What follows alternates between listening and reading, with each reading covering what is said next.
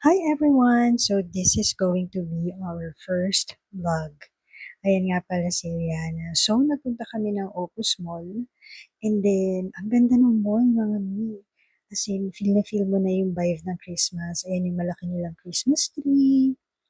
Ayan. And then si Eliana, gusto niya pa, may gusto siyang puntahan actually. Ayan. So nakita namin yung mga car ng Tesla. So tuwang-tuwa naman si Ethan. Ayan, so super excited siya na sumakay. Ayan, kala mo naman marunong na siyang mag-drive. Gusto niya maging future driver ng anak ko. Ayan, so amaze-amaze siya dito sa car. And sabi nga niya, Mommy, if you have extra money, I want a Tesla car. O, diba? So, ayan, kailangan pa mag-overtime.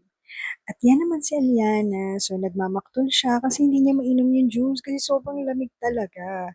Ayan. So, umorder din kami ng mango sticky rice. First time ko yan matatry. And then, tinry namin itong parang Taiwanese noodles. And then, ramen for Ethan. So, ayan. Bising-busy ka. Ka-cellphone. Huli ka sa camera. Ayan. So, ang dami namin nakain dahil sobrang gutom na kami. And then, bumalik kami dun sa Tesla. Tinry ni Eliana para gumanda naman yung mood niya. So, ayun, naging happy naman ulit siya.